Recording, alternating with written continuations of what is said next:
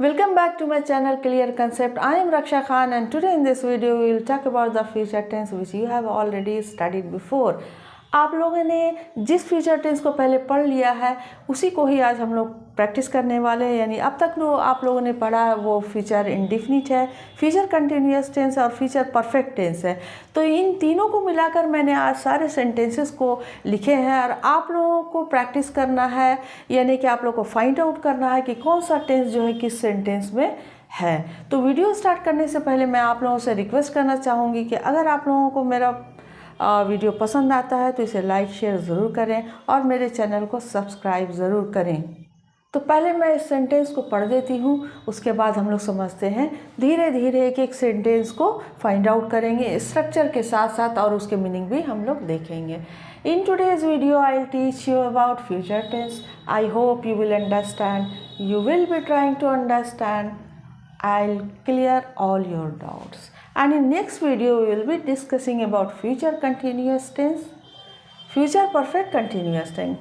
I think you will be understood till now. You will be experiencing the things like this. समझ आया? नहीं, कोई बात नहीं।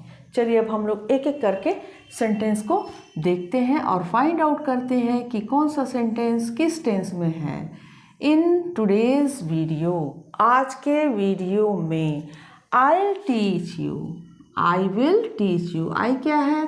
सब्जेक्ट, उसके बाद विल का यूज़ हुआ है, उसके बाद वर्ब का फर्स्ट फॉर्म है। यानी कि विल के बाद वर्ब का फर्स्ट फॉर्म कहाँ यूज़ होता है?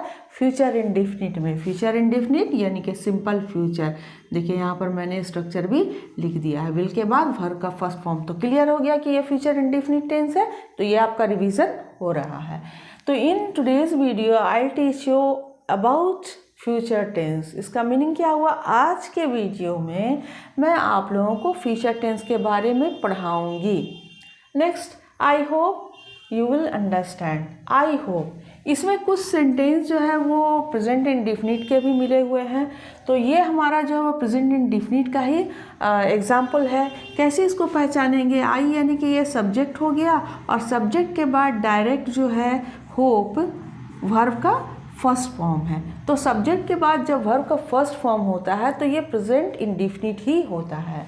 तो आई होप यानी कि मैं आशा करती हूँ। हिंदी में भी पहचान में आ गया क्योंकि इसमें ती हूँ, ते हो, ये जो है हिंदी में हम लोग प्रेजेंट इंडेफिनिट के सेंटेंसेस ऐसे ही होते हैं जिसके लास्ट में ता है, ती है होता है। तो आई होप का मतलब हुआ मैं आशा करती हूँ। You will understand, you subject, उसके बाद विल है, विल के बाद फिर वर्ब का फर्स्ट फॉर्म आई, यानी कि ये दोनों सेंटेंसेस जो है वो सेम है, यानी सिंपल फ्यूचर टेंस में है, फ्यूचर इंडेफिनिट में है। तो उसका मीनिंग क्या हुआ? आई होप यू विल अंडरस्टैंड, मैं आशा करती हूँ कि आप लोग समझ गए होंगे। Next, you will be trying to understand. You will be trying यानी कि ये तो हमारा सब्जेक्ट हो गया और विल बी के बाद वर्ब का फोर्थ फॉर्म यानी आईएनजी वाले फॉर्म। तो आईएनजी वाले फॉर्म हमें क्या बताते हैं? बताते हैं कंटिन्यूटी के बारे में, यानी कि हमारा जो भी एक्शन हो रहा है वो कंटिन्यूअस हो रहा है। तो क्लियर हो गया कि ये कंटिन्यूअस टेंस है और साथ में विल भी है तो फ्यूचर कंटिन्यूअस टेंस है। क्लियर हो गया। और यहाँ पर भी मैंने एक स्ट्रक्चर लिख दिया है, विल बी वर्ब का फोर्थ फॉर्म यानी आईएनजी वाले फॉर्म। तो you will be trying to understand, आप समझने की कोशिश कर रहे होंगे। Clear? Next, I will clear all your doubts, मैं तुम्हारे सारे डाउट्स क्लियर कर दूंगी। तो ये हमारा सब्जेक्ट हो गया और विल के बाद वर्ब का फर्स्ट फॉर्म हो गया, यानी कि ये फ्यूचर इंडेफिनिट टेंस है। ये तीनों एक तरह के टेंस है। बिल्कुल क्लियर हो गया कि सब्जेक्ट, उसके बाद विल के बाद जब वर्ब का फर्स्ट फॉर्म आता है तो ये फ्यूचर इंडेफिनिट टेंस होता है। तो आई will clear all your doubts यानी मैं तुम्हारे सारे डाउट्स क्लियर कर दूंगी। नेक्स्ट है, and in next video we will be discussing about future perfect continuous tense, and in next video और अगले वीडियो में we will be discussing subject के बाद will be फिर वर्ब का फोर्थ फॉर्म, यानी कि वही बात हो गई। आईएनजी क्या बतलाता है? कंटिन्यूअस के बारे में बतलाता। आप कोई भी कंटिन्यूअस पढ़ लो, प्रेजेंट कंटिन्यूअस पढ़ो, पास्ट कंटिन्यूअस पढ़ो या फ्यूचर कंटिन्यूअस पढ़ो, वर्ब जो है यही आईएनजी वाले यानी वर्ब के फोर्थ फॉर्म यहाँ पे यूज़ होते हैं। तो ऐसे ही समझ में आ गया कि ये कंटिन्यूअस टेंस है और साथ में चूंकि विल भी है, विल का मतलब ही होता है गागेगी, तो ये फ्यूचर कंटिन्यूअस टेंस ही होगा। तो we will be discussing about future perfect continuous tense, यानी अगले वीडियो में हम लोग फ्यूचर परफेक्ट कंटिन्यूअस टेंस के बारे में डिस्कस कर रहे होंगे। क्लियर। नेक्स्ट लाइन है आई think you will have understood till now. I think यानी कि ये सब्जेक्ट हो गया, ये वर्ब का फर्स्ट फॉर्म हो गया, तो ये क्लियर हो गया कि ये प्रेजेंट इंडेफिनिट है, क्योंकि प्रेजेंट इंडेफिनिट में ही सब्जेक्ट के बाद वर्ब का फर्स्ट फॉर्म आता है। तो आई थिंक मैं सोचती हूँ, इसका मतलब यही हुआ। तो ती हूँ, ते हो, ते हैं, ये हिंदी के सेंटेंस में आते हैं, प्रेजेंट इंडेफिनिट के सेंटेंसेस ऐसे ही होते हैं। तो मैं सोचती हूँ, you will have understood, subject will have, उसके बाद वर्ब का थर्ड फॉर्म। अब आप लोग याद करिए कि वर्ब का थर्ड फॉर्म कहाँ पर यूज होता है।